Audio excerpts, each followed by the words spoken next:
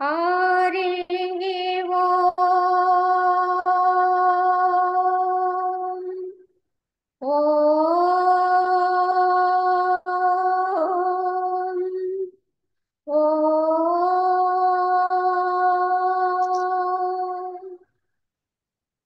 शुक्लाम्बरधरं विष्णुं शशिवर्णं चतुर्भुजं प्रसन्नवदनं ध्याये सर्वविघ्नोपशान्तये अखण्डमण्डलाकारं व्याप्तं येन चराचरं तत्पदं दर्शितं येन तस्मै श्रीगुरवे नमः।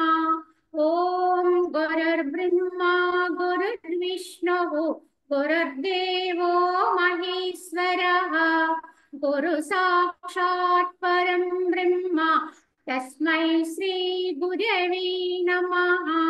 वन्दे परब्रह्मचिदात्मकं सद्वन्दे गुरुं शान्तमुमेशमीशम् वन्दे शिवानन्द गुरुप्रवीरं वन्दे सदा ज्ञानपि वन्दनीयान् अनन्त सुखदातारामखण्डानन्द विग्रहं दयालुमति सन्तुष्टं वन्देऽहं मम सद्गुरुं रागादिरोगान्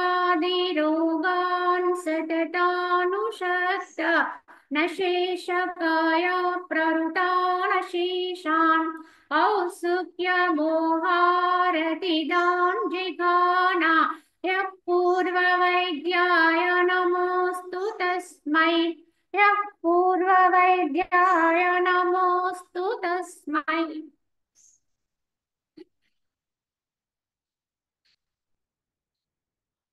ओम श्रीरामचंद्र परब्रह्मणे नमः।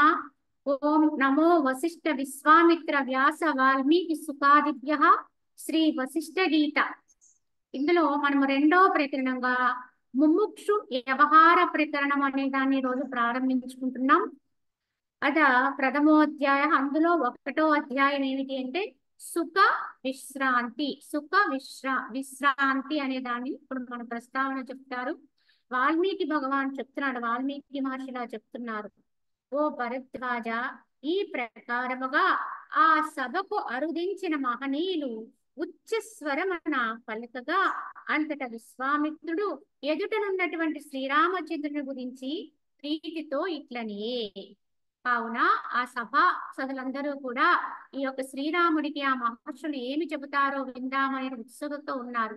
అప్పుడు ఈ యొక్క విశ్వామిత్ర మహర్షి శ్రీరామచంద్రుని గురించి చెప్తూ ప్రీతితో ఆయనతో ప్రేమతో ఇలా అంటున్నారు. విశ్వామిత్రుడు ఇలా చెప్తున్నారు, ఓ రామచంద్ర, నీవిక తెలుసుకునదగిన అంశం నీ యొక్క సూక్ష్మ బుద్ధిచే సమస్తము నువ్వు తెలుసుకునే ఉన్నావు. ఎందుకంటే శ్రీరామచంద్రుడు ఎంతో వివేకయుక్తమైనటువంటి తత్వ స్థితిలో ఉండి ఇక్కడ ప్రశ్న వేయటం జరిగింది.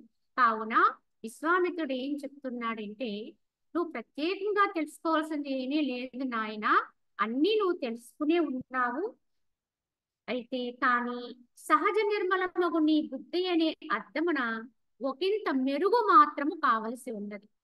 సహజంగానే నీ బుద్ధి నిర్మలత్వాన్ని పొందే ఉన్నది, కానీ దానికి ఒకంత కొద్ది మెరుగు పెడితే సరిపోతుంది. నీకు అంత అవగతమయ్యే ఉన్నది కనుక నీకు సర్వము విదితమయ్యే ఉన్నది. ఓ రాఘవ, భగవంతుడైన వ్యాసుని యొక్క కుమారుడకు సుకుని వలె నీ యొక్క బుద్ధి జ్ఞేయ వస్తువును ఎరిగే ఉన్నది. అలా ఎరిగి ఉన్నప్పటికీ అంతరంగమున విశ్రాంతిని మాత్రం కోరుచున్నది. ఇక్కడ ఒక ప్రస్తావన తీసుకొచ్చారు విశ్వామిత్రుడు. ఏమంటున్నారు? భగవంతుడైనటువంటి వ్యాసముని యొక్క కుమారుడైనటువంటి సుకుని వలె నీ యొక్క బుద్ధి జ్ఞేయ వస్తువైనటువంటి ఆత్మను ఎరిగియే ఉన్నది. కానీ అదేం కోరుకుంటుంది? ఇంకా విశ్రాంతిని కోరుకుంటుంది. కావున ఈ విధంగా నీతో ఇప్పుడు నేను ఆ విషయం తెలియజేస్తానని చెప్తూ ఉన్నప్పుడు శ్రీరాముడు ఇలా అంటున్నారు, మహాత్మా, వేదవ్యాస పుత్రుడైనటువంటి శుకుడు బుద్ధిచే జ్ఞానమును వడసియు మొట్టమొదట శాంతిని పొందక పిదప ఎట్లు శాంతిని పొందగలిగాను చెప్పమని అడిగాడు శ్రీరాముడు విశ్వామిత్రుని ఈ విధంగా ప్రశ్నిస్తూ. అసలు వ్యాసుని వారి పుత్రుడైనటువంటి శుకుడు బుద్ధి చేత జ్ఞానము కలిగిన వాడి నుండి కూడా మొట్టమొదటి శాంతి పొందలేదని చెప్తున్నారు.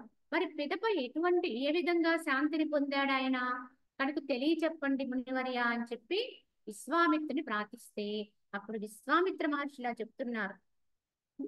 ఓ రామచంద్ర, సుఖదేవుని వృత్తాంతములు చెప్పుచున్నాను విను.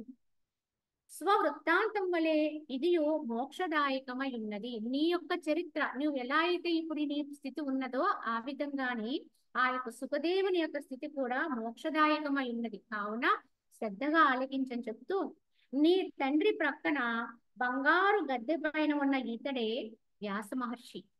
అంటే ఆ సభని అప్పటికి ఎంతో మంది ఋషులు వచ్చి అలంకరించి ఉన్నారు కనుక ఇదిగో నీ తండ్రి అయిన దశరథుల వారి పక్కనే కూర్చుని ఉన్న ఆయన ఈయనే వ్యాస మహర్షి. ఈతడు నీలాద్రి వలె శోభించుచున్నాడు. మరియు సూర్య సమ తేజస్వియు చంద్రవదనుడును శాస్త్రజ్ఞుడును మహాప్రాజ్ఞుడు శుకుడు ఈతని యొక్క పుత్రుడు. ఈ వ్యాసుల వారి యొక్క పుత్రుడే శుకుడు.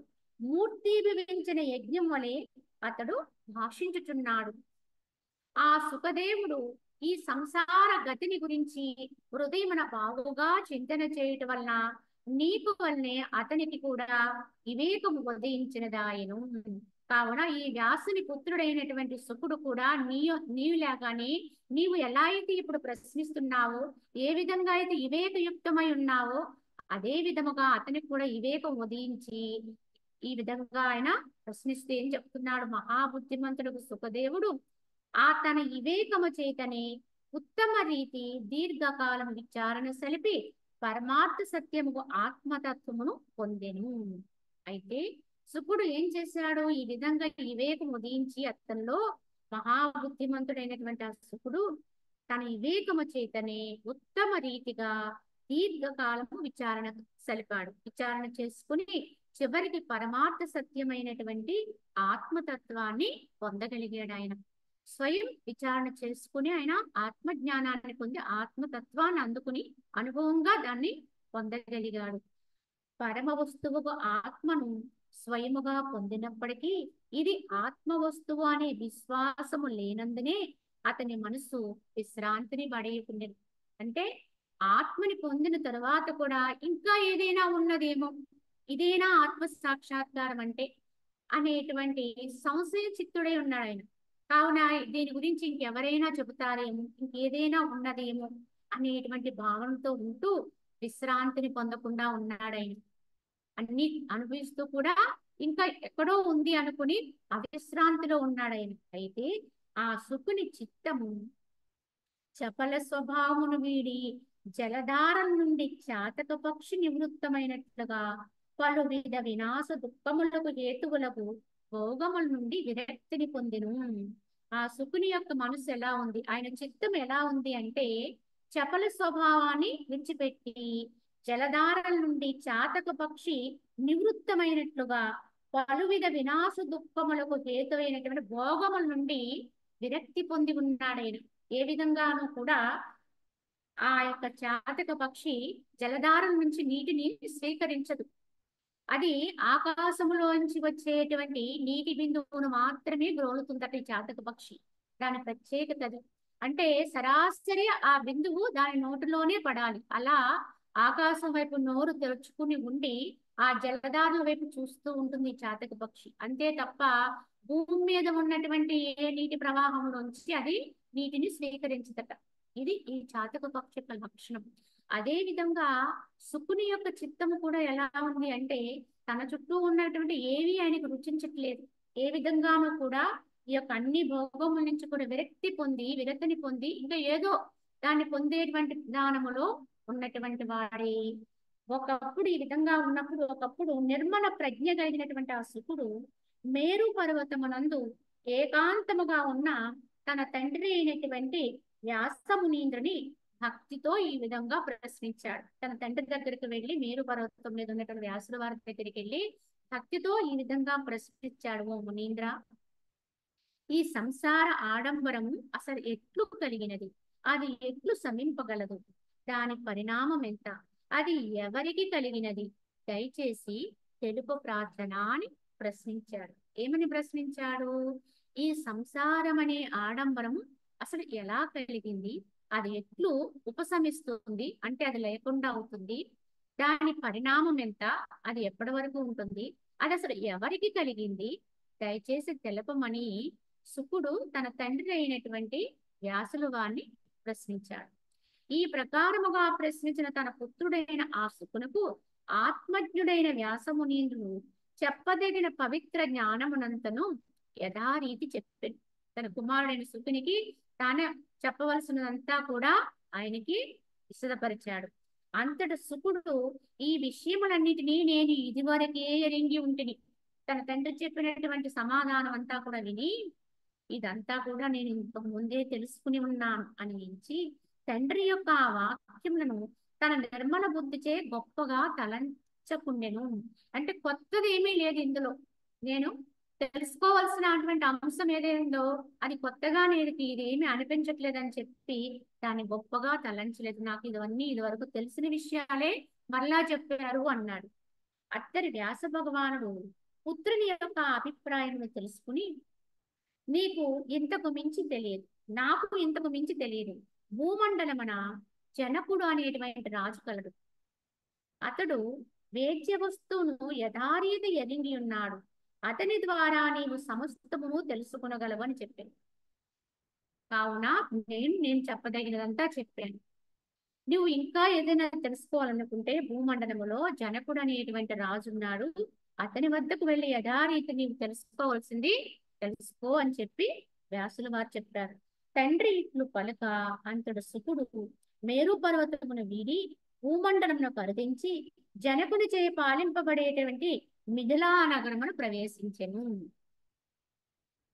ఆ మిథిలా నగరంలో ప్రవేశించి ఆయన ఆ యొక్క జనకుని దర్శించి ఇలా అంటున్నట్టు, రాజా వ్యాసపుత్రుడగు సుఖమునీంద్రుడు ఇట ద్వారము చెంతనున్నాడు అని ద్వారపాలుడు మహాత్ముడకు జనకునకు తెలియజేసి, శుకుడు వచ్చి ద్వారం వద్ద నిలబడి ఉన్నాడు, వ్యాసపుత్రుడైనటువంటి శుకుడు వచ్చి ద్వారం వద్ద నిలబడి ఉన్నారని చెప్పి ఆ రాజుగారికి ఆ యొక్క ద్వారపాలకులు తెలియజేశారు. అంతటా జనకుడు శుకుని పరీక్షించుటకై ఏమన్నాడైనా వెంటనే తీసుకురమ్మని చెప్పలేదు. ఏమన్నాడు? ఉండనివ్వండి అని చెప్పి తూష్ణీభావమున వహించి 7 రోజులు అట్లే ఊరకుండెను. ఆయన్ని లోపలికి రమ్మని కూడా చెప్పలేదు.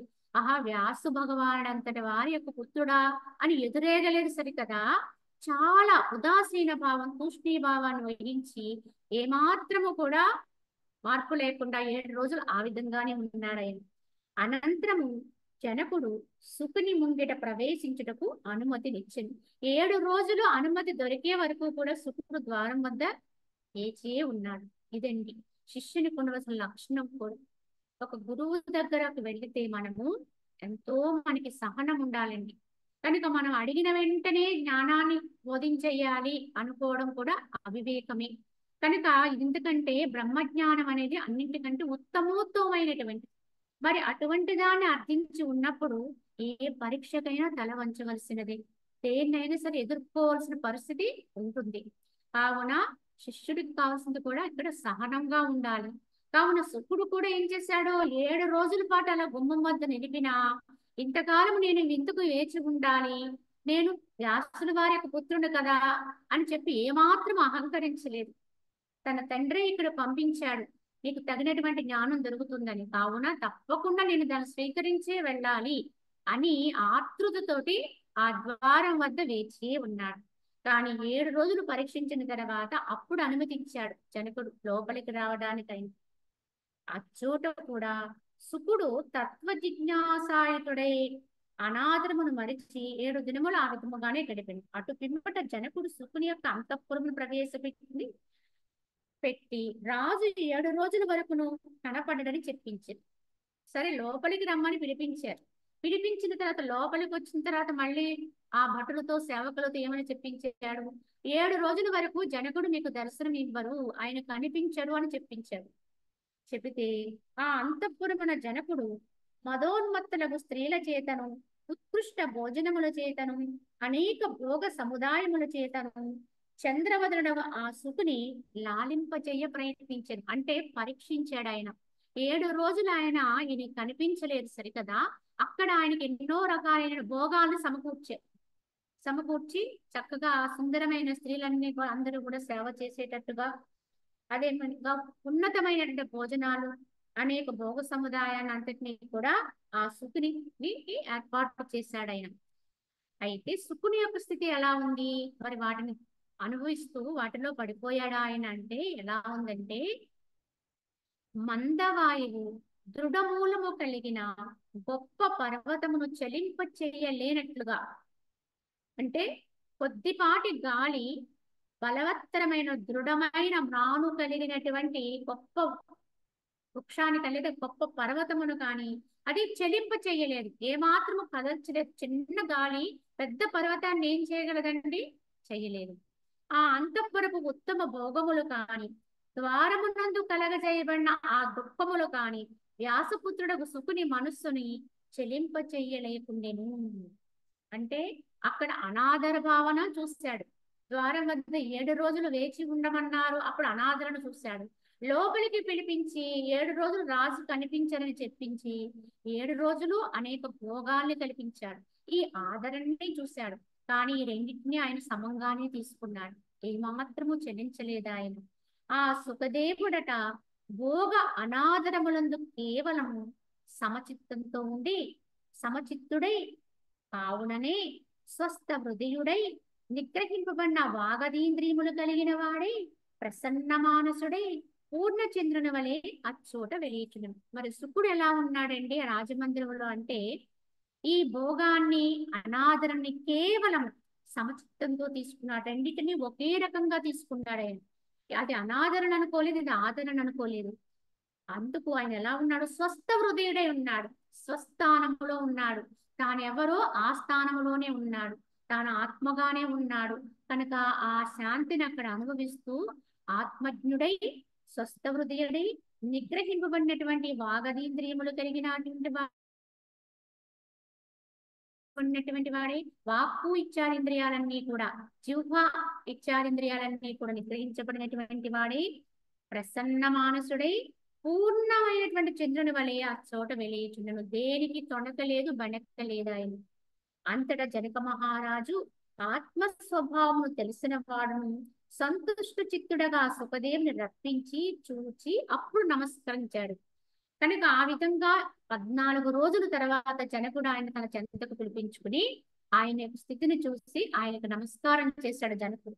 పిమ్మట రాజుని సుకుని కుశల ప్రశ్నలు అడిగి పరమ పురుషార్థ సాధనములన్నిటినీ నెరవేర్చినట్టు సమస్త వాంఛితములను పొందినట్టు ఓ సుఖదేవ నీ అభీష్టమేమి అని శీఘ్రముగా అడిగింది.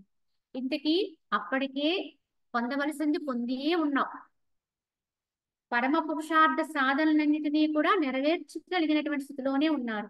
సమస్త వాంఛితములను పొందినటువంటి ఓ సుఖదేవ నా దగ్గరికి ఎందుకు వచ్చారు?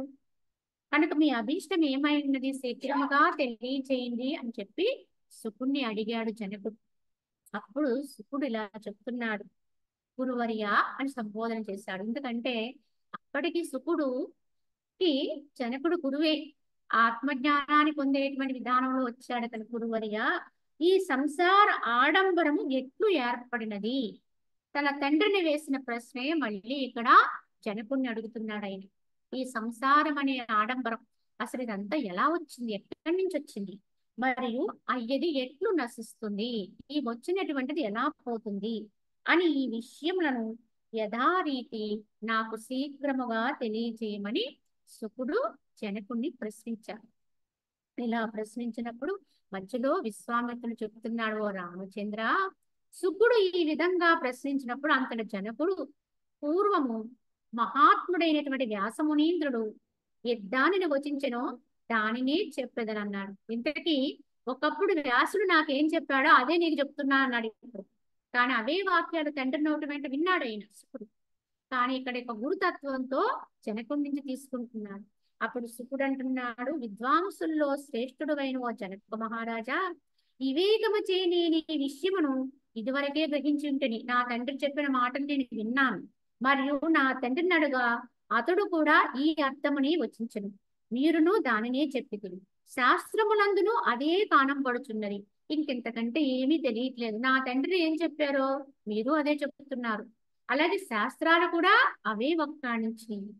మహాత్మా, ఈ పాడు ప్రపంచము మనుజుని యొక్క స్వవికల్పము చేతనే జనించుచున్నదనియు, కావున అట్టి వికల్పము క్షయించగానే అది క్షయించమైపోతున్నదనియు, వికల్పభూతుడగచే అగుటచే ఈ జగత్తు నిస్సారమైనదియు తత్వవేత్తల యొక్క నిశ్చయమై ఉన్నది కదా అన్నాడు. ఇక్కడ శుకుడు ఏం చెప్తున్నాడంటే, సకల శాస్త్రాలు ఇదే విషయాన్ని చెప్తున్నాయి. మీరు నా తండ్రి కూడా అదే చెప్పారు.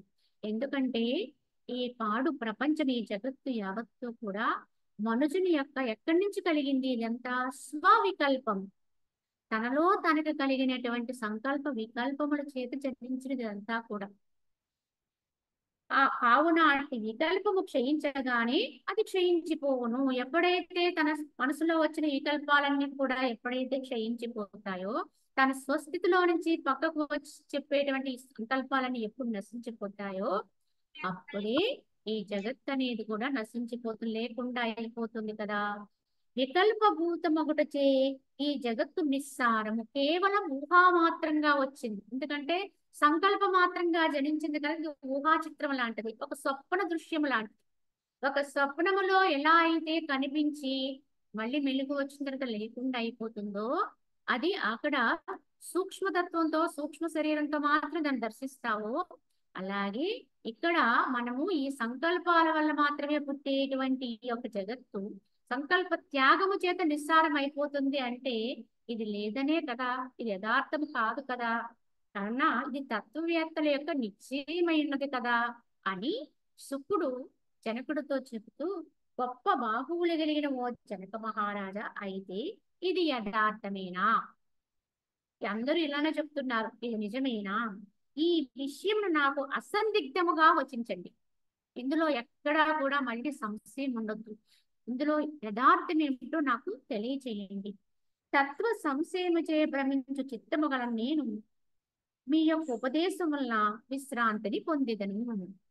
ఇక్కడ నేను ఎలా ఉన్నానంటే తత్వ సంశయంతో ఉన్నాను. సంశయం ఉంది, కానీ ఎక్కడుంది సంశయము? తత్వములో ఏది నిజం, అసలు ఏ రకమైన తత్వాన్ని మనం తీసుకోవాలి అనే సంశయంతో ఉన్నాను కనుక ఈ విషయంలో నాకు నిఖచ్చిగా సరైనటువంటి సమాధానం చెప్పండి అని చెప్పి ఆ యొక్క జనక మహారాజుని అడిగాడు శుకుడు. అప్పుడు జనకుడు ఇలా చెప్తున్నాడు, ఓ మునీశ్వర, నీవు స్వయముగానే తెలుసుకుంటుంది, మరల గురువుల వలన వింటివి. ఇక దీనికి మించి వేరొక నిశ్చయం ఎద్దయునూ లేదు. ఈ విషయము ఓ శుకుడా, నువ్వు నిజంగానే నువ్వు స్వయంగా తెలుసుకున్నావు. నువ్వు తెలుసుకోవడమే కాకుండా గురువుల వల్ల కూడా ఇదే విషయాన్ని విన్నానని చెప్తున్నావు కనుక ఇంతకు మించి ఇందులో నిశ్చయించడానికి ఏమీ లేదు. ఇదంతా సంకల్పమయమే.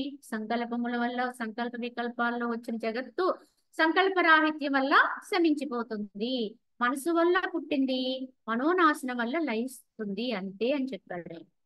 అయితే మనుజుడు అఖండమై ఏకమైనటువంటి చిదాత్మే కాని అన్యము కాదు. అతడు స్వసంకల్పం వశముచే బద్ధుడు, నిస్సంకల్పత్వముచే ముక్తుడవుతున్నాడు, అంతే. కనుక మనుజుడు ఎవరు అంటే యథార్థముగా అఖండమై ఏకమైనటువంటి చిదాత్మయే తాను కాని అన్యము కాదు. యథార్థమైతే ఏమిటి? అందరూ కూడా ఆ యొక్క అఖండమైనటువంటి అంటే ఖండించటానికి వీలు లేనటువంటి ఏకమై ఉన్నటువంటి ఆత్మస్వరూపులే తప్ప అన్యము కాదు. కానీ అతడు స్వసంకల్ప వశముచే బద్ధత్వాన్ని పొందుతున్నాడు. కానీ ఈ విధంగా ఉండేటువంటి ఆత్మజ్ఞుడిగా ఉండవలసిన వాడికి వచ్చే సంకల్పముల వల్ల తనలోంచి తనకు పుట్టినటువంటి సంకల్ప ప్రభావం చేత బద్ధత్వాన్ని పొందుతున్నాడు. అంటే తన బంధనాలు తానే కొని తెచ్చుకుంటున్నాడు. వీళ్ళు నాకు ఫలానా అవుతారు, ఇది ఫలానా అవుతుంది, ఇది కావాలి, అది నిజము, లేకపోతే ఇది నాకు చాలా ప్రియమైనది, ఇలా భావాలు పొంది అన్నింటిలోనూ కూడా దాంట్లో తానే భక్తుడైపోతున్నాడు. ఎవడైతే ఈ యొక్క సంకల్పాలతో ఉంటాడో స్వసంకల్ప వశము బద్ధత్వం వస్తుంది. కానీ మళ్ళీ వాడే తిరిగి నిస్సంకల్పత్వానికి వెళ్తున్నాడు. సంకల్పం లేని స్థాయికి వెళితే, సంకల్ప రహితుడగితే ముక్తిని పొందుతున్నాడు. అంటే బద్ధత్వానికి కారణము తానే, ముక్తత్వానికి కారణం తానే. సంకల్ప ప్రభావంతో ఉంటే బద్ధత్వం వస్తుంది, అంటే బంధనాలు వస్తున్నాయి. అదే మళ్ళీ సంకల్పాలు లేని స్థితికి వెళితే, అంటే మనస్సు లేని స్థితి, సంకల్పాలు కనుక రహితమైపోతే వాడి వెంటనే ముక్తిని పొందుతాడు.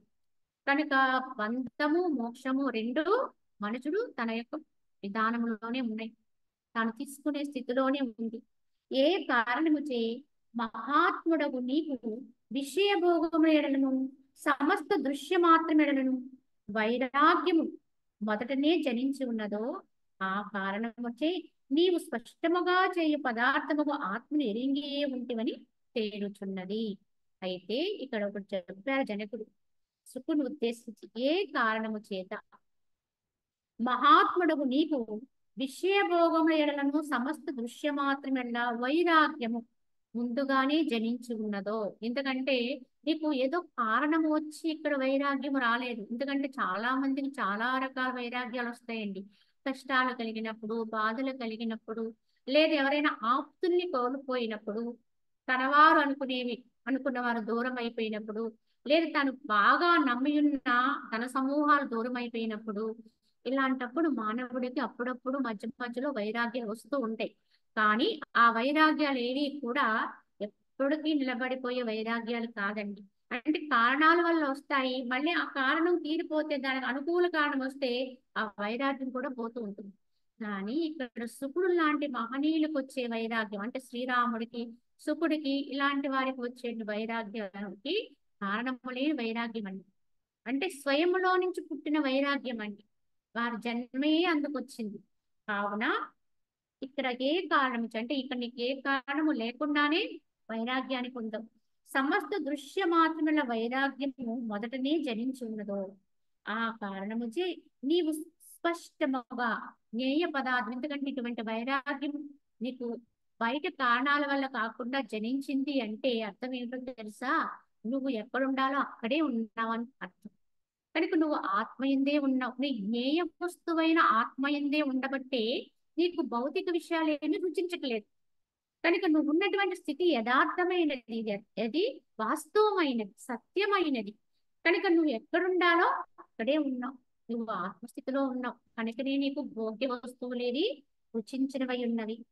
కావున బాల్యకాలముననే నీవు విషయముల ఎడల విరక్తిని ప్రకటించి మహావీరుడు అయితే. గొప్ప పరాక్రమం ఎక్కడ అంటే ఈ విషయాల నుంచి బయటపడటమే గొప్ప దీశాలండి. ఎందుకంటే ఎవరి బుద్ధితో ఇవన్నీ లేవు, ఇవన్నీ వాస్తవము కాదు, సత్యం కాదు అని యథార్థ తత్వాన్ని తెలుసుకుని ఎవడైతే అవి పనికిరాని వాటిని పనికిరాని వాటిగా బయటికి విడవగలుగుతాడో, వదిలిపెట్టగలుగుతాడో వాడే గొప్ప ధీశాలి, బుద్ధిశాలి అన్నమాట. ఆ విధంగా బుద్ధి యొక్క ఆ యొక్క సూక్ష్మత్వం ఇక్కడ ప్రకటితమవుతుంది, పవిత్రత అనేది వ్యక్తమవుతుంది. కావున నీవు విషయముల విరక్తిని బాల్యకాలంలోనే పొంది మహావీరుడు అయ్యావు. రోగములకు భోగము నుండి విరతి చెందితివి. ఇక దేనిని నీవు వినదలుస్తావు? నీకు ఇప్పుడు ఇంకేం కావాలో చెప్పు. నువ్వు ఎక్కడుండాలో అక్కడే ఉన్నావు, నువ్వు ఉండవలసిన స్థితిలోనే ఉన్నావు, నువ్వు ఆత్మస్థితిలోనే ఉన్నావు. కనుక నీకు ఏమీ రుచించట్లేదు, అసత్యమేమీ కూడా నీకు సత్యంగా తోయడం లేదు. ఇంక మరి నీకు ఇప్పుడు ఏం కావాలి, ఏం వినాలనుకుంటున్నావు, నువ్వు ఏం తెలుసుకోవాలనుకుంటున్నావు అని శుకుణ్ణి ప్రశ్నించాడు. పూర్ణ చిత్తుడవకు నీవు పొందదగిన దాన్నంతయు పొందితివి. ఏలయనగా నీవు దృశ్యం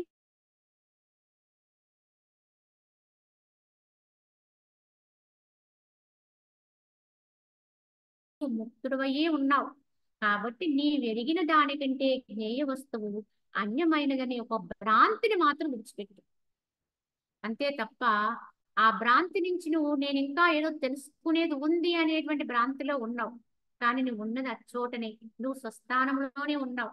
కనుక నేను ఇంకెక్కడికో పోవాలి అనేటువంటి భ్రాంతిని చూడండి, అది వదిలిపెట్టు. నువ్వు స్వస్థానంలో ఉండబట్టే నీకు ఏది రుచించిన స్థాయిలోకి వెళ్ళావు. కనుక ఇది ఏది అని దేని యందు కూడా రమ్యత్వం పొందనటువంటి వాడు ఎవడైతే ఉంటాడో వాడు ఆత్మీయందు ఉన్నట్టే. ఈ భోగభాగ్యాలు బంధత్వాల పట్ల ఇంకా ప్రియత్వం ఉంటుందో వాడు ఎంత గొప్ప పాండిత్యం ప్రదర్శించినా వాడు ఎక్కడున్నాడు, ఇంకా అనాత్మలో ఉన్నట్టే. ఇదే ఒక గుర్తండి. ఇది ఎవరికైతే స్వతహాగానే రుచించదో అంటే పనిగట్టుకుని ప్రయత్నంతో బలవంతంగా దూరంగా నెట్టడం కాదండి. అది ప్రయత్నం చేయొచ్చు. కానీ ఎవరికైతే స్వతసిద్ధంగానే రుచించకుండా అయిపోతాయో వాడి జ్ఞేయమునందు ఉన్నట్టే లెక్క. ఈ భౌతికములో ఇదొక మనకు కొలమానం అండి. మన మనసు ఏ వైపు తూగుతుంది, ఎచ్చోట నిలుస్తుంది, ఎచ్చోట ప్రియత్వాన్ని పొందుతుంది అనే దాన్ని బట్టే మనం ఎక్కడున్నామో మనకు మనమే తెలుసుకోవచ్చు. ఇది చెప్పడానికి ఇంకెక్కడికో పోవాల్సిన అవసరం లేదు. నేనేమై ఉన్నాను అనే ప్రశ్న మనం వేసుకుంటాం. అలాగే నాకేమి కలుగుతుంది, ఏమొస్తుంది అని ఎక్కడికో వెళ్ళేదో ప్రశ్నిస్తాం. ఇవన్నీ ఇంకా మనకి బయట అర్థాలతోటే ఉంటాయండి. అసలైన సుస్థితి సరైన ముముక్షు అయితే వాడికి అర్థమవుతుంది తన మనసు ఎక్కడ ఉంటుంది, ఎలా ఉంటుంది, దేని యందు ప్రేమతో ఉంది, ప్రియత్వంతో ఉంది అనే దాన్ని బట్టి తన స్థితి ఎక్కడుందో నిర్ధారణ చేసుకోవచ్చు. అవునా? ఓ సుకుడా, నువ్వు ముందు ఆ భ్రాంతిని వదిలిపెట్టు. నేను ఇంక పొందలేదు అనుకునే భ్రాంతి ఉంచడం, దాన్ని వదిలేస్తే సరే, నువ్వు అచ్చోటనే ఉన్నావు అని చెప్పి ఈ యొక్క జనక మహారాజు సుకుడితో చెప్పాడు. ఈ విధముగా చెప్పినప్పుడు విశ్వామిత్రుడు మళ్ళీ రామచంద్రుడితో చెబుతూ, రామచంద్ర, ఈ ప్రకారముగా మహాత్ముడగు ఆ జనకునిచే ఉపదేశింపబడినటువంటి వాడై సుకుడు అంతడు తూష్ణీభావం వహించి నిర్మలమగు పరమ వస్తువునందు అంటే ఆత్మయందు విశ్రమించెను.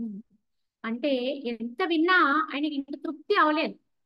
కనుక ఆ జనకుడు చెప్పేదంతా విన్నటువంటి వాడే తూష్ణీభావం అంటే ఇది తెలిసిన విషయమే కదా అనుకున్నటువంటి వాడి నిర్మలమైనటువంటి ఆత్మయందు నిశ్చలంగా ఉన్నాడు ఆయన. ఆ సుఖుడు పిదప సుఖదేవుడు ఆయాసము, శోకము, భయములను విడిచి సంశయరహితుడు, నిష్కాముడు అయి సమాధి నిష్ట కొరకు సాత్విక వృత్తికి ఆవలమైనటువంటి ప్రశాంత మేరు శిఖరములు కరింగింది.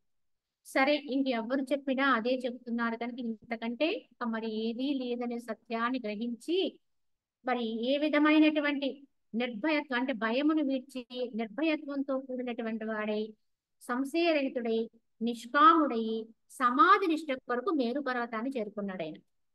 శుకుడు అచ్చట నిర్వికల్ప సమాధి యందు 10,000 ఏండ్లు ఉండి తైలరహితమగు దీపము వలె ఆత్మస్వరూపమున నిర్వాణమునందెను. ఈ విధంగా శుకుడు ప్రబోధం కావింపబడి అప్పుడేం చేశాడో ఆ యొక్క మేరు పర్వతాన్ని కరిగి అక్కడ 10,000 సంవత్సరాలు తైలరహితమగు దీపం వలె అంటే అలాగ సమాధి నిష్ఠలో ఉండిపోయి చివరికి ఏ విధంగా అయితే తైలం అనేది అయిపోతే అప్పుడు దీపము తనంతట తనే అలాగ కనుగవుతుందో అలా ఆత్మస్వరూపములో తన లోపలికి తాను నిర్వాణమును పొందింది. నీలమేఘ సంబంధమును వీడి జలబిందువు సాగరమును కలిగినట్లు దృశ్య సంబంధమును అజ్ఞానమును క్షీణింపగా నిర్మలుడై వాసనారహితుడైన సుఖదేవుడు సునిర్మలమగు పవిత్రమగు ఆత్మపదమునందు విలీనుడయ్యను. కావున ఈ 10,000 సంవత్సరాలైన సమాధిలో ఉంటూ తన లోపలికి అంటే నిశ్చలత్వంలోకి వెళ్ళిపోయాడు. ఇంకా లోపలికి అలా నిశ్చలత్వంలో అయి ఆ చలించినటువంటి స్థితిలోకి వెళ్ళిపోయినటువంటి వాడి నీలమేఘ సంబంధమును వీడి జలబిందువు సాగరమును కలిసినట్లుగా ఎలా అయితే ఒక నీటి బిందువు తిరిగి తన స్వస్థానమైనటువంటి సాగరాన్ని చేరి విశ్రాంతిని పొందుతుంది. ఎందుకంటే తాను పుట్టిన తావు సాగరమే.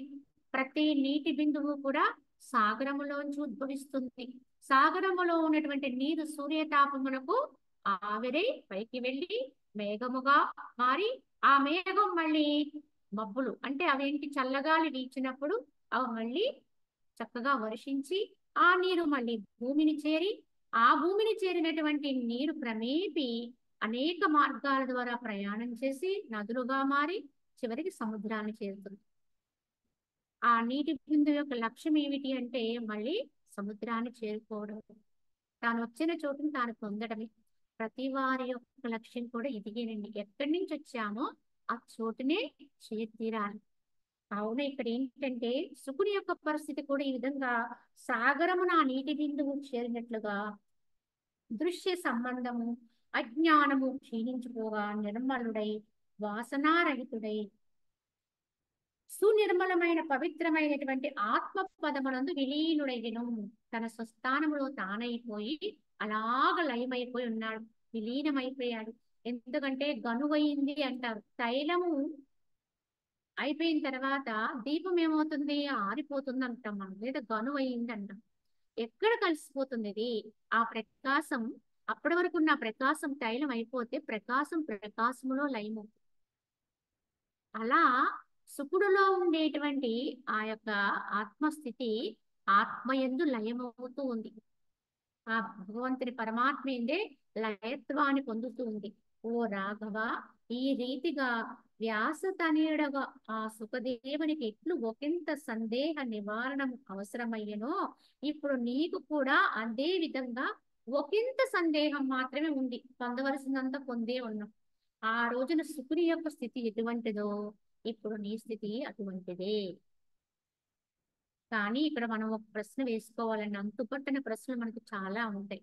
ఎందుకంటే జనక మహారాజు ఎప్పుడో సుఖదేవుడికి జ్ఞానోపదేశం చెప్పాడు, ఆయన తత్వజ్ఞానం చెప్పాడు. ఆ తర్వాత ఆయన తపస్సుకు వెళ్ళి 10,000 సంవత్సరాలు తపస్సు చేశాడు. ఆయన విశ్రాంతిని పొందాడని చెప్తారు. కానీ అదే జనక మహారాజు పుత్రికగా మళ్ళీ సీత జానకిని మళ్ళీ శ్రీరాముడు వివాహం ఆడాడని మనకి చరిత్ర పురాణం చెప్తుంది. అంటే అప్పుడు అంత దీర్ఘాయుష్యులుగా ఉండేవారు అని ఒకటి అర్థం.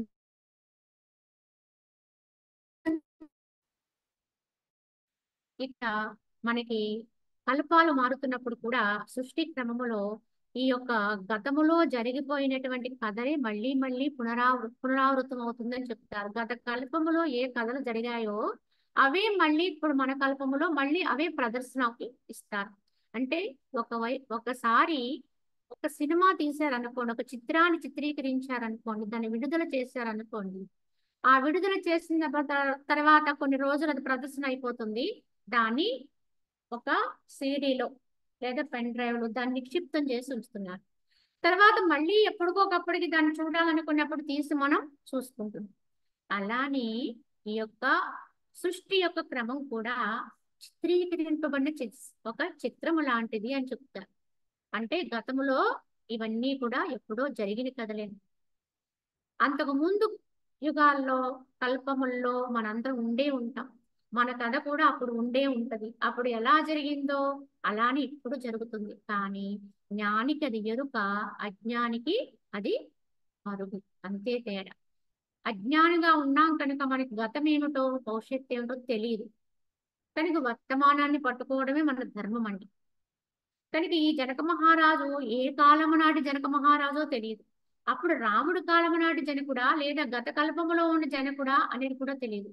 ఎందుకంటే ఇంతకు ముందు శ్రీరాముడు కూడా ఒక మాట చెప్పాడు, బుద్ధ దేవుని వలె నేను నిర్వాణ స్థితిలో ఉండాలనుకుంటున్నాను అంటాడు. బుద్ధ దేవుడు మనకి శ్రీరాముని అవతారము తరువాత కలియుగంలో వచ్చినటువంటి అవతారంగా మనం అనుకుంటాం. అంటే అంతకు ముందే బుద్ధ దేవుని చరిత్ర ఉండి ఉండొచ్చు. ఆయన నిర్వాణ స్థితి యొక్క స్థితి కదా అంతకు ముందే ఉండొచ్చు. అంటే అంతకు ముందు కల్పములో బుద్ధ దేవుడు మనకి ఆయన జన్మ కథ ఉండుండొచ్చు.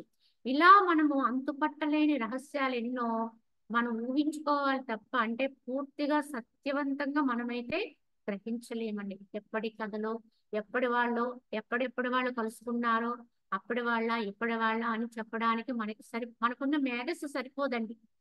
మరి మహనీయులు ఎవరైనా పండితులు ఉంటే దీన్ని ఇప్పగలరేమో, కానీ సామాన్యులకైతే ఇటువంటి కొన్ని అంశాలు అందవు. కనుక ఉన్నట్టుగా తెలుసుకోవడమే మన ధర్మం తప్ప, వాటిని మనం పరిశీలన చేయాలంటే మన ఊహామాత్రంగా కూడా దాన్ని చేయలేము. కావున ఇక్కడ కూడా ఇదే విషయంగా జనకుడు ఎప్పటివాడు, మరి ఇప్పుడు ఏమిటి, ఇప్పుడు మళ్ళీ రాముడు మళ్ళీ ఆ జనకుడు యొక్క కుమార్తె వివాహం చేసుకుంటాడు కదా అనుకోవచ్చు. కానీ ఇది తథ్యం అండి, ఇది జరిగిన కథ. అవునా, ఇలా చెప్తున్నారు ఓ రాఘవ. ఈ రీతిగా వ్యాసతనయుడుగా సుఖదేవునికి ఎట్లయితే సందేహ నివృత్తి అయిందో, ఇప్పుడు కూడా నీకు ఒకంత మాత్రమే అవసరం. ఆయన పొందవలసినంత పొందే ఉన్నావు. ఆ రోజున సుకుడు ఎలా అయితే తన యొక్క స్వస్థానాన్ని తాను పొంది ఉండి కూడా మరల ప్రశ్నించాడు. తను తండ్రిని ప్రశ్నించి పెదవి తీరక మళ్ళీ జనకుడి దగ్గరికి వచ్చాడు. అలా నీవు కూడా అలా అది మరుగున పెట్టి చూస్తున్నావు, కానీ యథార్థానికి నువ్వు సత్యమునందే ఉన్నావు అని చెప్పాడు ఈ యొక్క విశ్వామిత్ర మహర్షి శ్రీరాముడితో. ఓ మునీశ్వరులారా, శ్రీరామచంద్రుడు జ్ఞేయమైనటువంటి ఆత్మను పూర్ణముగా ఎరింగెను. ఏలయన్నా మహాప్రజ్ఞావంతుడకు ఈతనికి రోగముల వలె రుచించటలేదు. అక్కడున్న మునీశ్వరులందరినీ ఉద్దేశించి అప్పుడు ఈ యొక్క విశ్వామిత్ర మహర్షి చెప్తున్న, మునీశ్వరులారా, ఈ రామచంద్రుడు జ్ఞేయమైన ఆత్మని పూర్ణముగా ఎరింగే ఉన్నాడు, తెలిసే ఉన్నది, అనుభవంలోనే ఉన్నాడు. ఎందుకంటే మహాప్రజ్ఞావంతుడైనటువంటి ఈతనికి భోగాలేమి రుచించటం లేదు.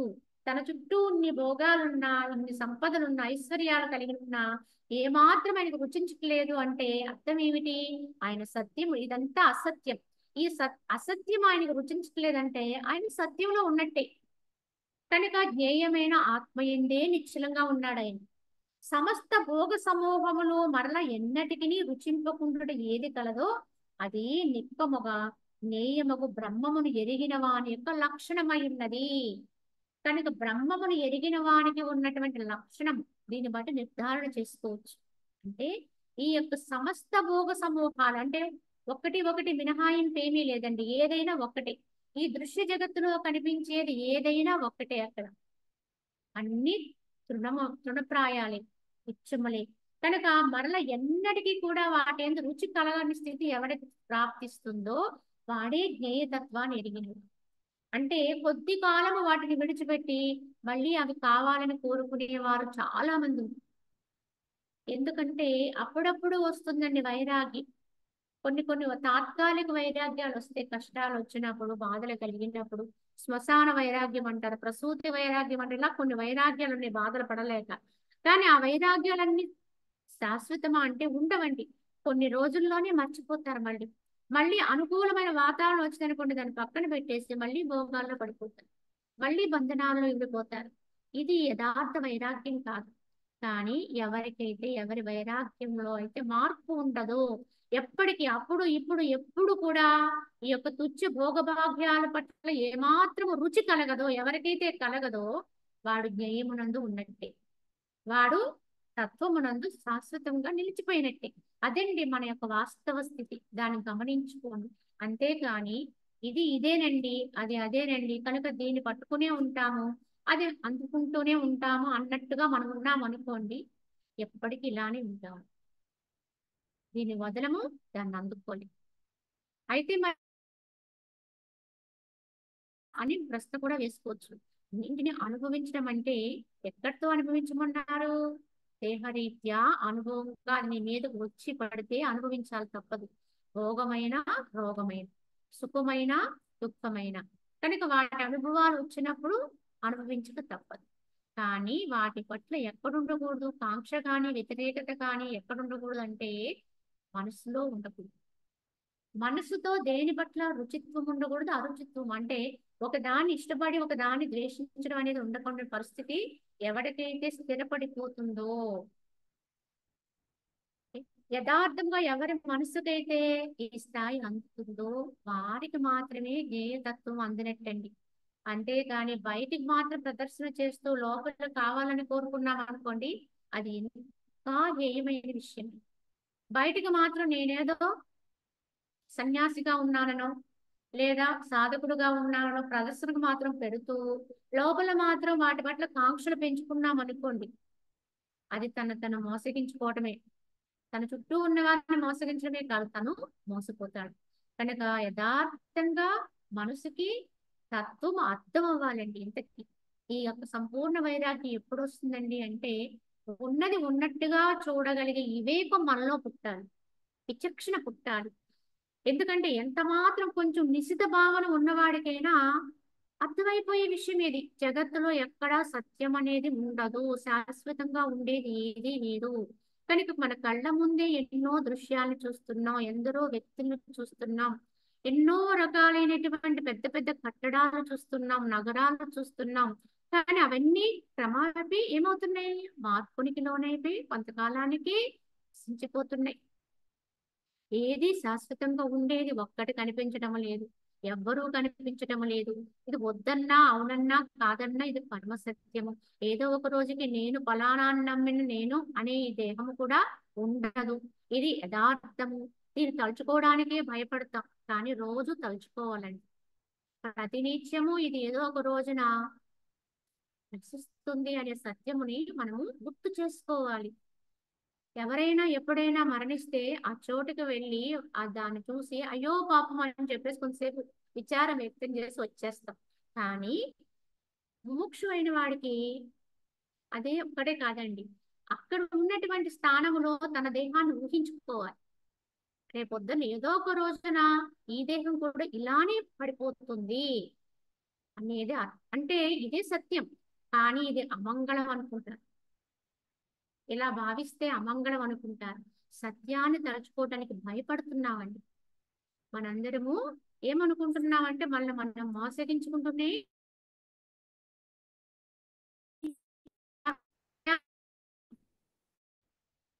పర్వాలేదు, బానే ఉన్నాం ఇక్కడిగా సూటి అయిన మార్గంలో పోవడాలంటే అది ఒక ముముక్షుకి, ఒక సాధకుడికి, వాడికి మాత్రమే సాధ్యం అవుతుందండి.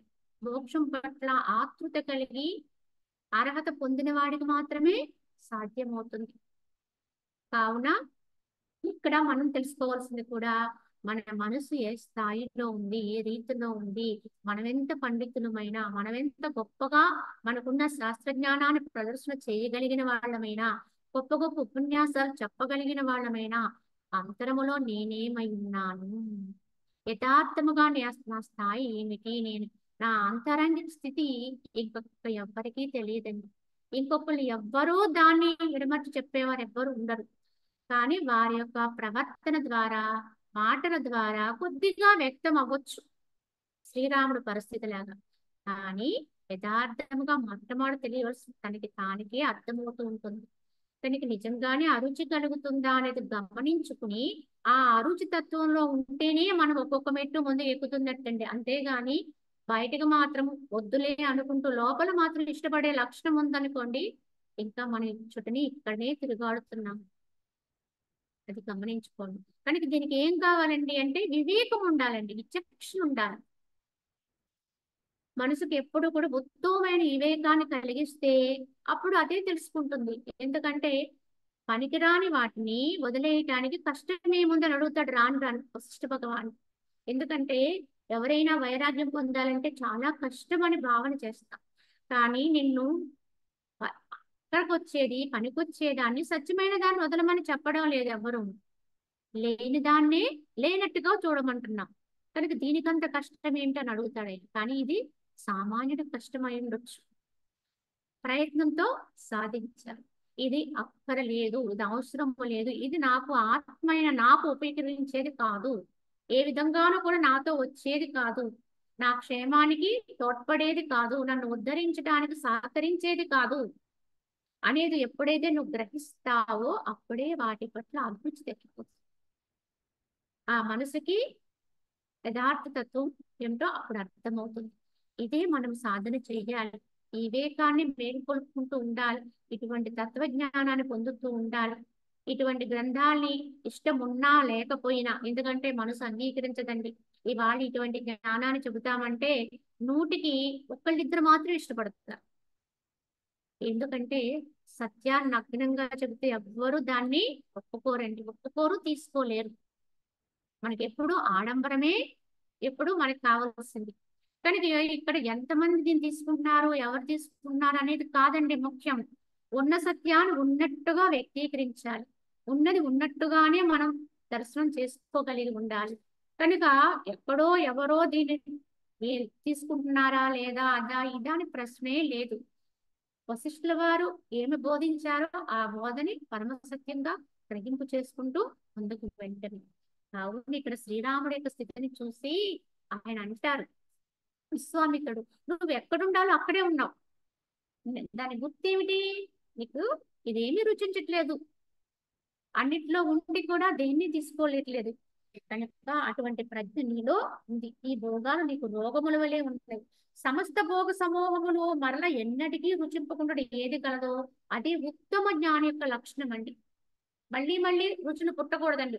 ఒక్కసారి వదిలేసిన దాన్ని మళ్ళీ కావాలనుకుంటే దాన్ని ఏమన్నారంటే వమనాన్న భోజనం. వమనాన్నాన్ని భుజించడమే.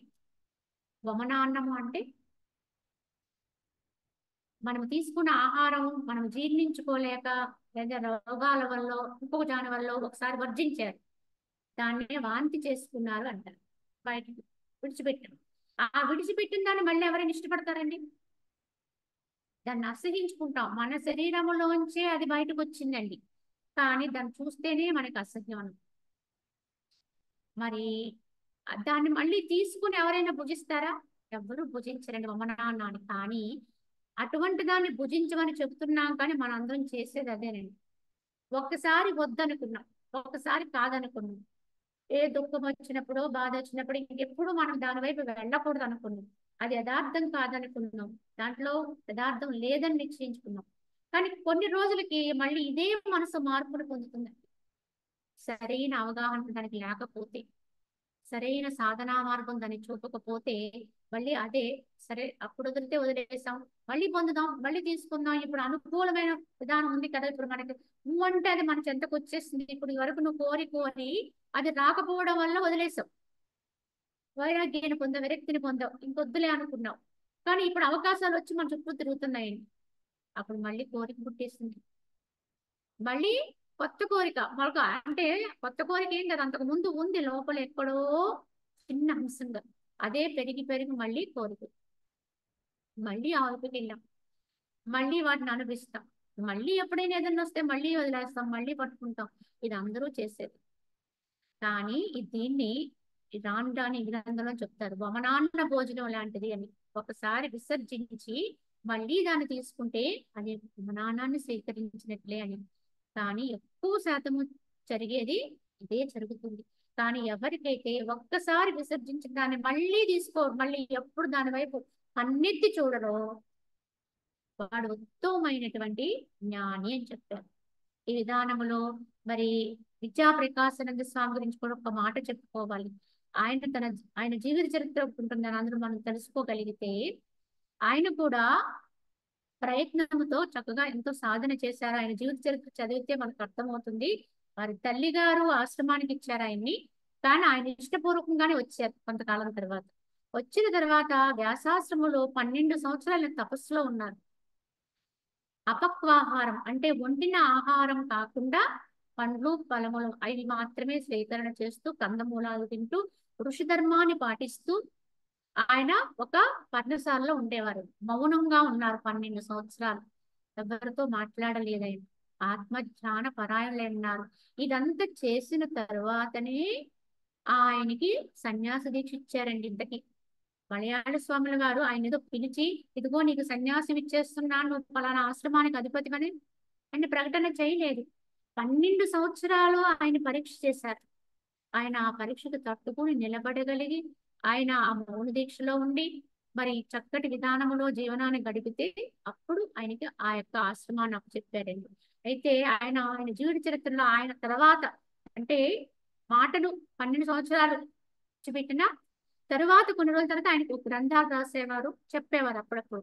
అప్పుడు ఒక సందర్భంలో ఆయన చెప్తారని ఆయన మనస్సును ఎలా నియంత్రించుకున్నారనే విషయాన్ని చెబుతూ ఇలాగా ఆ యొక్క ఆ ఆశ్రమంలో ఉన్నప్పుడు ఒక పర్ణశాలలో ఉంటున్నప్పుడు ఆయన్ని చూడడానికి ఎంతో మంది వచ్చి వెళ్తూ ఉండేవారు. ఎవరో మౌన స్వామి ఉన్నారంట, ఆయన అక్కడ ఉన్నారు, ఆయన ఒకసారి దర్శించుకుని వెళ్ళిపోదామని వెళ్తుండేవారు. అలా వచ్చేవాళ్ళు ఒక్కసారి ఆయనకు స్వయంగా మేనమామ వచ్చారు. ఆయన వస్తూ వస్తూ ఈయన ఎప్పటి నుంచో ఆహారం లేకుండా ఉన్నాడని తన మేనల్లుడి పట్ల ప్రేమతో కొంత పరమాన్నం పాయసాన్ని తయారు చేసుకుని వచ్చేది. వచ్చి ఆయన చూశారు, నవ్వారు. ఆయన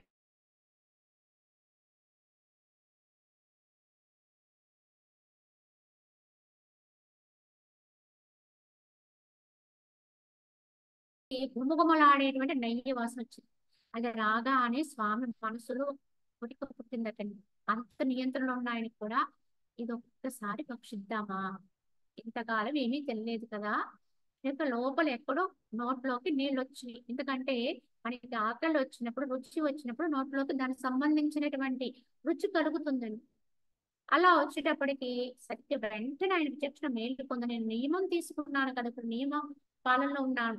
నేను ఎందుకు దాని పట్ల ఆతృత పడాలి అని చెప్పి ఆయన ఏం చేశారు, ఆ మనసుకి మళ్ళీ తిరిగి సమాధానం చెప్పాలనుకుని ఆయన వెంటనే దాన్ని మూత పెట్టేసి ఆ ఆశ్రమం నుంచి, ఆ పర్ణశాల నుంచి బయటకు వచ్చేసి దాన్ని తలుపు పెట్టి బయటకు వచ్చేసి ఆ 2-3 రోజుల వరకు మళ్ళీ లోపలికి వెళ్ళదండి. ఆ బయటే ఆయన కాలక్షేపం చేస్తూ అక్కడ చక్కగా అక్కడ ఏంటంటే అక్కడ పురాణ శ్రవణం చదివింటూ అక్కడే పడుకుంటూ మొత్తం మీద ఒక 4 రోజులు ఆశ్రమం ఆ పర్ణశాల తలుపు తీయలేదు. ఆ 4 రోజుల తర్వాత ఆ తలుపు తీసి లోపలికి వెళితే ఒక ఏంటి అక్కడి నుంచి ఏమో వస్తుంది, దుర్వాసన వచ్చింది. ఎందుకంటే అంతకు ముందు గుమగుమ వాసన వచ్చినటువంటి ఆ పదార్థమే ఇప్పుడు 4 రోజులకి పాచి పట్టిపోయి అది దుర్వాసన గ్రస్తమైంది. అప్పుడు అది మూత తీసి చూసి ఆయన అంటాడు, ఓ మనసా, 4 రోజుల ముందు నువ్వు తినాలని ఊళ్ళోరేవు కదా ఇదే పదార్థం, 4 రోజులకి ఇలా అయిపోయింది, ఇప్పుడు తిని చూద్దాం ఇష్టపడతావా అని తన మనసుకి తాను సమాధానం చెప్పుకున్నాడండి ఆయన. అంటే ఆ నిగ్రహ శక్తి ఇంత కష్టపడితేనే గాని ఆ మనసు లొంగదండి. ఇంత ప్రయత్నం చేస్తేనే గాని చూసి చూడనట్లు ఈ పూట వదిలేద్దాం, రేపు చేద్దామలే, రేపు చూద్దామలే, కుదిరితే రేపు అన్నట్టుగా ఉందనుకోండి మన దీక్షలు అంతంత మాత్రమే ఏదైనా. కనుక అన్ని దీక్షల్లో ఉండేటువంటి ఏకైక నియమం ఏంటంటే మనోనిగ్రహమేనండి. ఎవ్వరు ఏ దీక్ష తీసుకున్నా మనం బయట తీసుకునే అన్ని దీక్షల యొక్క అంతరార్థం ఏమిటంటే మానవుడు తన మనసును నిగ్రహించుకోవడం కోసమే పెట్టారు ఆ దీక్షలని. అయ్యప్ప దీక్ష కావచ్చు, భవానీ దీక్ష కావచ్చు, హనుమ దీక్ష ఏదైనా సరే అన్ని దీక్షల్లో ఒకే నియమం ఉంటుందండి. ఇంచుమించు నియమాలు ఒక్కలానే ఉంటాయి. ఆ అన్నింటి యొక్క ఆంతర్యం ఏమిటి, మనస్సుని నిగ్రహించుకోగలిగే శక్తిని పెంచుకోవాలి. ఆ పెంచుకోవడానికి ఏమిటి మార్గం అంటే అది కోరింది ఇవ్వకుండా ఉండడమే మార్గం అండి. కోరింది ఈసారికి ఇద్దాంలే అన్నట్టుగా ఉన్నాం అనుకోండి, అది రేపు మళ్ళా ఇంకొకసారి ఇంకా గట్టిగా అడుగు. అలా ఎప్పటికీ మన మనసుని మనం నియంత్రణ చేయలేం. అది అడిగిన దాన్ని మనం విస్మరణ చేయగలిగితేనే, వదిలేయగలిగితేనే అప్పుడే అది మన యొక్క అధీనంలోకి వస్తుంది. అది ప్రయత్నముతో సాధించాలి. కానీ ఈ మనోనిగ్రహ స్థితి కోసమే మనకి ఈ దీక్షలు పెట్టారు. కానీ అప్పటికి ఆ దీక్ష చేసేసి అయిపోయిందిలే అని ఇంకా విజృంభించేసాం అనుకోండి, మొత్తానికి దీక్ష చేసిన ఫలమే ఉండదండి. 40 రోజులు ఉన్నాం చాలా నిగ్రహంతో, 41వ రోజున మన ఇష్టం అన్నట్టుగా అయిపోతే ఇంకా ఆ దీక్ష ప్రభావం ఏంటండి. కనుకనే సాధకుడికి 40 రోజులు కాదండి, ఇన్ని రోజులు అన్ని రోజులు జీవిత దీక్ష తీసుకోగలిగి ఉండాలి. అప్పుడే మనసు అధీనంలోకి వస్తుంది. కావున ఇక్కడ శ్రీరాముడు చెప్తున్నాడు, ఈ యొక్క విశ్వామిత్రుల వారు ఏ రకంగానూ కూడా ఇన్నింటి మధ్య ఉండి కూడా నీకు ఏది రుచించట్లేదు అంటే నువ్వు ఎక్కడుండాలో అక్కడే ఉన్నావు, ఏది పొందాలో అది పొందుతూనే ఉన్నావు. ప్రపంచమున భోగములు గూర్చిన భావనచే అవిద్యాజనితమగు సంసార బంధము దృఢపడుతుంది. అట్టి భావన శమింప సంసార బంధము దుర్బలమై క్షీణిస్తుంది. ఈ సంసార బంధాన్ని వృద్ధి చేసుకునేది ఎవరు, దాన్ని దుర్బలత్వం చేసేది ఎవరు, దాన్ని క్షీణింప చేసుకునే మార్గం ఏమిటో చెప్తున్నారు. ఏమిటంటే ఈ ప్రపంచంలో భోగములు కూర్చున్న భావన పదే పదే చేస్తామనుకోండి, ఒక విషయం గురించి పదే పదే స్మరణ చేస్తున్నాం అనుకోండి, ఆ అవిద్యాజనితంగా అంటే అలా భావన చేయటం వల్ల క్రమేప దాంతో బంధం ఏర్పడుతుంది.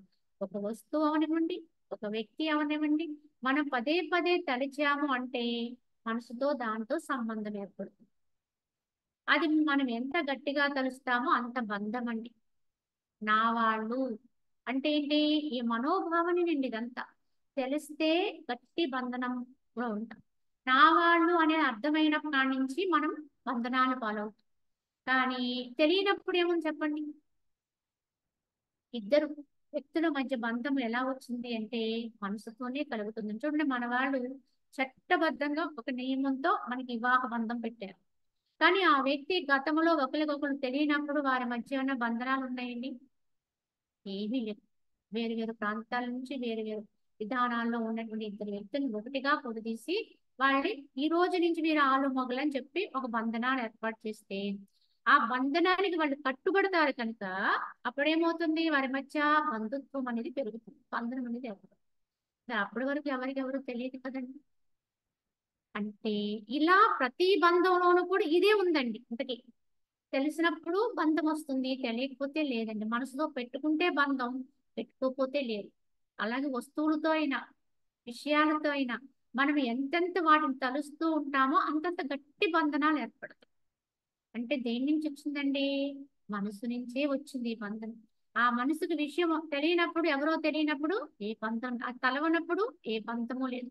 వారు మన పక్కనే వచ్చి కూర్చున్నా వాళ్ళెవరో మనకు తెలియదు. కానీ విషయం మనకు మనం మనసు భావించడం మొదలుపెట్టిన తర్వాత ఈ బంధం అనేది పెరిగిపోయి దృఢపడుతుంది. మరి ఎలాంటి బంధనాన్ని నుంచి బయటపడ్డం అంటే పదే పదే స్మరణ చేసే ఆ భావన ఎప్పుడైతే శమింపజేస్తారో, లేకుండా చేస్తాము, కలవకుండా ఉంటాము, అప్పుడు నెమ్మదిగా ఈ సంసార బంధనం కూడా దుర్బలత్వానికి ఉంది, క్రమేపీ క్షీణత్వానికి ఉంది. అంటే ఎక్కడొచ్చింది ఈ బంధనాలంటే కారణం అంటే తలంపు అండి. ఎంత గట్టిగా తలుస్తావో, ఎంత ఎక్కువ సార్లు తలుస్తావో, ఎంత ప్రియంగా తలుస్తావో అన్ని వందనాలు. నా బిడ్డ అన్నావంటే అక్కడ నీకు ఒక ప్రియమైన భావన. ఇంక ఎవరి బిడ్డని నువ్వు అంత బంధుత్వాన్ని పొందవు.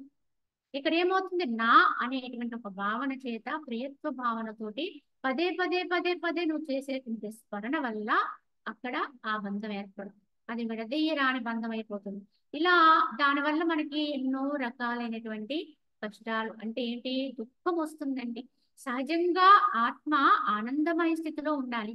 కానీ ఈ బంధనాలు పాల్పడడం వల్లే మానవుడికి ఏమవుతుంది, రకరకాల వ్యాకులత్వాన్ని పొందే అవస్థ ఏర్పడింది. అందువల్లే ఇవాళ జీవితంలో అన్ని ఉండి కూడా హాయిగా ఉన్న వాళ్ళు ఉన్నారా అంటే బహు అరుదండి. ఎందువల్ల అంటే యథార్థ జ్ఞానం లేకపోవడం వల్లే, యథార్థ స్థితి అనుభవానికి రాకపోవడం వల్లే. ఎంత గొప్పవాడికైనా, ఎన్ని గొప్ప పదవులున్నా, గొప్ప స్థితిమంతుడైనా శ్రీమంతుడైనా వాడికి మనోవ్యాకులత్వం తప్పదండి. ఎందుకంటే వారిలో ఎక్కడో ఇంకా ఏదో ఒక బంధుత్వం, ఒక బంధనం అనేది ఉంటుంది. ఆ బంధనానికి లోబడతాడు. అక్కడ ఎక్కడో వచ్చినటువంటి బాధ ఇక్కడ వరకు నడుస్తుంది కనుక ఇవేవి మన దుఃఖ నివృత్తికి కారణం ఇవేవి కాదండి. ఎవరైతే ప్రయత్నముతోటి ఈ భావల్ని శమింప చేసుకుంటూ ఉంటారో, ఈ తలంపుల నుంచి బయటపడతారో, స్మరణ అంటే పదే పదే వాటి యొక్క స్ఫురణ ఏదైతే దాని నుంచి బయటపడతారో, తానైన ఆత్మస్థితి యందు తన స్వస్థానం నిలకడత్వం పొందుతారో, అప్పుడు వాళ్ళకి అన్ని బంధనాల యొక్క విచ్ఛిన్నత్వం కలిగి వాళ్ళు పరమ శ్రేయస్సుని పొందుతారు, ఆనందదాయకమైన స్థితిలో ఉండగలుగుతారు. అవున ఓ రామచంద్ర, వాసన యొక్క క్షీణత్వమే మోక్షమని విజ్ఞుల చేత చెప్పబడుచున్నది. మరియు పదార్థముల యొక్క వాసనలు దృఢపడటమే బంధమని పేర్కొనబడుతుంది. విజ్ఞులు చెప్తారు, ఏమని అంటున్నారు అంటే వాసనల యొక్క క్షీణత్వమే ముక్తి అన్నారు. వాసనలు ఎంతెంత హరింప చేస్తావో అంతంత జ్ఞానంలోకి వెళ్తున్నట్లే. నీ భావాలు ఎంతెంత లేకుండా చేసుకోగలుగుతావో, ఎంతెంత స్ఫురణ ఆలోచనలు ఎంతెంత తగ్గి అంతంత భగవంతునికి అంటే నీ యొక్క స్వస్థానానికి నువ్వు దగ్గరగా వెళతావు. నీ యొక్క శాంతికి, నీ యొక్క స్వస్థితే పరమ శాంతి స్థితి. ఆ శాంతిలోకి నువ్వు అంత దగ్గరగా వెళతావు. ఎప్పుడు వీటిని ఎంతెంత వదులుతూ ఉంటావో అంతంత దగ్గరికి వెళ్తావు. ఎంతెంత పట్టుకుంటామో, ఎంతెంత వాటిలోకి వెళతామో అంతంత బంధనాల్లోకి పోతాం. కనుక అటు వెళ్ళినా ఇటు వెళ్ళినా మనం యొక్క స్థితిని బట్టే ఉంటుంది, మన ప్రయత్నాన్ని బట్టే ఉంటుంది.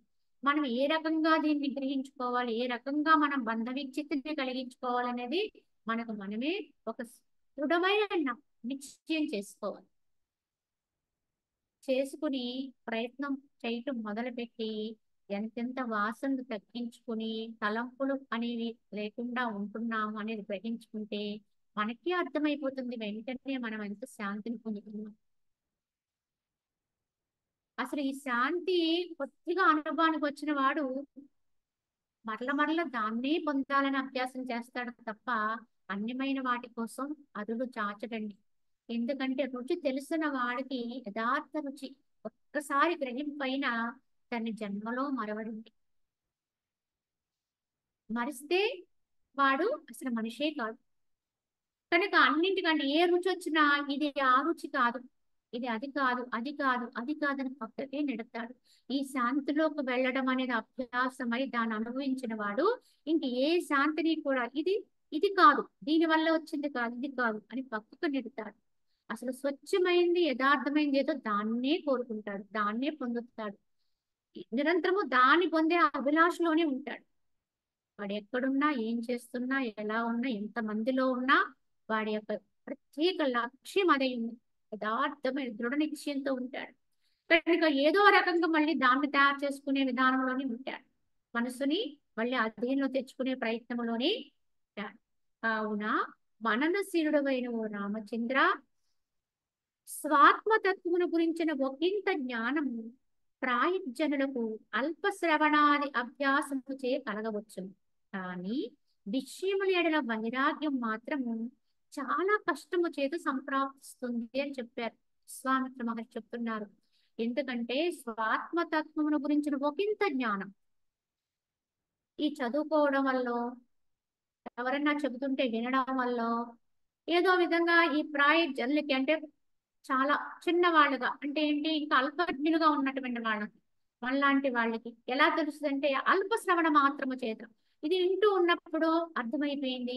ఆత్మ అంటే ఇదంట, అది ఎప్పుడు ఉంటుందంట, అది సత్యం అంట, అది అఖండం అంట, అద్వైతం అంట, అది రెండు లేనిదంట, ఏకమంట.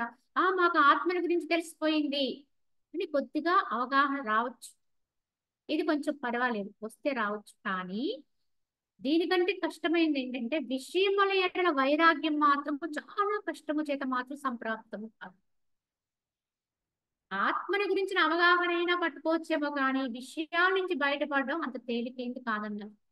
దీని పట్ల విరక్తి పొందడం, అప్రియత్వాన్ని పొందడం అనేది సామాన్యమైన విషయం కాదు, చాలా ప్రయత్నంతో సాధించాలి. కానీ ఆత్మని స్వయంలో స్వయమే తానుగా ఎవడైతే ఎంత గట్టిగా పట్టుకుంటాడో వాడికి క్రమేపీ ఇవన్నీ తగ్గుదల పడతాయి, నెమ్మదిగా వదిలేస్తుంది. ఏది ఏమైనా సరే తను పట్టుకున్న దాన్ని వదలకుండా ఉంటానన్నంత గట్టిగా దాన్ని ఆలింగనం చేసుకోగలిగితే అప్పుడు నెమ్మదిగా ఈ బంధనాలన్నీ నెమ్మదిగా పట్టు సడలించి విచ్ఛిన్నమవుతాయి. ఒక వ్యక్తి ఒక వరదలో కొట్టుకుపోతూ ఉన్నాడు. ఆ కొట్టుకుపోయేటువంటి వ్యక్తికి ఇంకా ప్రాణాల మీద ఆశ పోయింది అనుకున్న క్షణంలో ఒక పెద్ద దుంగ దొరికింది, చెట్టు మాను. అప్పుడు ఆ వ్యక్తి ఏం చేస్తాడు చెప్పండి? తనున్న ఆపద స్థితిలో ఆ మాన్ని గట్టిగా ఆలింగనం చేసుకుని ఆ వరదలో ఆ మాన్ని పట్టుకోవడమే తన ధ్యేయంగా పెట్టుకుంటాడు. అది ఎటు తిప్పి ఎటు తీసుకెళ్ళినా, ఎలా తిప్పినా, ఆ వరదలో వచ్చి పడుతున్నా ఏమిటి ఉపాయం అంటే దాన్ని పట్టుకుని వదలకుండా పట్టుకుంటూ ఉంటాడు. వాడు తప్పకుండా కొంతసేపటికో, కొంతకాలానికో, ఒక రోజులోనో వాడు ఏదో ఒక తీరానికి ఒడ్డుకు కొట్టుకొస్తాడండి, పెడతాడు దాన్ని పట్టుకుని క్షేమంగా. కానీ మధ్యలో ఇది ఇలా ఉంది కదా అని దాని పట్ల పట్టు వదిలేశాడు అనుకోండి, కొద్దిగా దాన్ని నెమ్మదిగా వదిలిపెట్టాడు అనుకోండి, వాడు అధోగతి పాలు. అలాగే ఆత్మని ఇంత గట్టిగా పట్టుకోగలిగితే, ఆత్మస్థితి నేను ఆత్మనై ఉన్నాను అనుకుంటే సరిపోదండి, ఆత్మనై ఉంటే ఎలా ఉండాలో అలా ఉండాలండి. కనుక నేను స్వయం కనుక అక్కడ ఏమీ లేదు, ఇంకే ఆలోచన లేదు, తలంపు లేదు, భావన లేదు, ఏమీ లేదు, ఉన్నది నేను ఒక్కటే. కనుక అక్కడ రెండు లేదు కనుక నేను నేనై ఉన్నాను అని స్వచ్ఛంగా ఎవడైతే అట్టి స్థానాన్ని పట్టుకుంటాడు అనుకోండి, వాటికి దొరుకుతాయండి ఇవన్నీ. నెమ్మదిగా అన్ని వాటంతటి వాటే పక్కకి వెళ్ళిపోతాయి. వాడు తప్పకుండా స్వస్థానాన్ని చేరుకుంటాడు. వాడు ఎలా అయితే తీరాన్ని కొట్టుకుని క్షేమంగా కొట్టుకెళ్ళాడో అలాగా తాను ఈ భవసాగరంలోంచి వాడు తప్పకుండా విడుదల పొందుతాడు, బయటపడతాడని. కనుక పట్టుకుంటే అలా పట్టుకోవాలండి, అంతేగాని ఏదో దొరికింది కదా అప్పుడప్పుడు ఎవరో చెప్తే వినేసి మాకు తెలిసింది, చదివేసుకుని మాకు అర్థమైపోయింది అంటే ఏమీ రాదు. ఇది చాలా ఎంత కష్టమో అంత తేలిక కూడా. పట్టుకోవడం అనేది అభ్యాసం కానంత వరకు చాలా కష్టమండి. పడతావు, విడిచిపెడతావు, పడతావు, వదిలేస్తుంటావు, ఇలా జారిపోతూ ఉంటది. మనకి ఎందుకులే ఎన్నిసార్లు పట్టుకుని అది ఉండట్లేదు కదా అని వదిలేస్తే మళ్ళీ మన వైపు చూడు. ఎవరైతే అతి గట్టిగా ఆలింగనం చేసుకున్నంత అంత దగ్గరగా ఆ స్పర్శతోటి అనుభవిస్తూ దాన్ని పట్టుకుంటా ఆ స్థితిని పట్టుకుంటామో ఇక్కడ వారికి మాత్రమే ఈ బంధ విచ్ఛిత్తి జరుగుతూ ఉంటుంది. కనుకనే వైరాగ్యం మాత్రము చాలా కష్టంతో సంప్రాప్తమవుతుంది అన్నారు. అందుకే ఇది చాలా కష్టం. కనుక ఎవరైతే రాగద్వేషాద రహితుడై ఆత్మను కాంచునో అంటే అనుభూతమునర్చుకున్నో అతడే జ్ఞాని, అతడే జ్ఞేయమును ఎరింగినవాడు, మరియు అతడే పండితుడు. అట్టి మహాత్ముడు బలాత్కారముగా అయినప్పటికీ కూడా భోగాలు రుచించు. ఇది గుర్తండి. ఎవడైతే ఇంత గట్టిగా ఆత్మను పట్టుకున్నాడో, రాగద్వేషాలు లేనివాడే ఆత్మనే అనుభవిస్తుంటాడో అతడే జ్ఞాని, అతడు జ్ఞేయమును ఎరిగిన వాడు. అతడి మీద బలాత్కారముగా భోగాలు రుద్దినా అతనికి ఏం రుచించు. అతని చుట్టూ ఎన్నో భోగాలు పెట్టినా వీటిని స్వీకరణ దేంట్లోనూ పడడండి. అదే పరమజ్ఞాన లక్షణం. కీర్తి, పూజ, ప్రతిష్ట, లాభము మొదలైన ఏ కారణము లేకనే ఎవరికైతే భోగాలు రుచింపకుండా ఉంటాయో అతడు ప్రపంచంలో జీవన్ముక్తుడవుతాడండి. కావున ఏ కారణము లేనటువంటి వైరాగ్యం వచ్చిందనుకోండి, వాడంత గొప్పవాడే లేండి. అకారణంగా అంటే ఈ యొక్క దేని వల్ల అంటే మనకి కారణాల వల్ల వైరాగ్యాలు రావడం వేరండి. కారణం లేని వైరాగ్యంతో ఉన్నాడు అనుకోండి, ఇంకా వాడు పరిస్థితి వాడు జీవన్ముక్తుడేనండి. భూమి మీద ఉండి కూడా ముక్తిని అనుభవిస్తూ ఉంటాడు. ఈ స్థితిని అందుకోవాలని చెప్పి మనకి చెప్తారు. ఇది ఇప్పటి వరకు మనకి విశ్వామిత్ర మహర్షి శ్రీరాముడికి ఈ విధంగా జ్ఞానోపదేశానికి ముందు మాటలుగా చెప్తున్నారు. ఇక రాబోయే విధానములో మనకి వశిష్ఠుల వారు ఈ యొక్క విధానం ఆయన ఎంతో అఖండమైనటువంటి జ్ఞానబోధన మనకి ఇస్తారు. ఈ రోజుకి ఇది ముగించుకుందాం. హరి ఓం తస్సత్. ఓం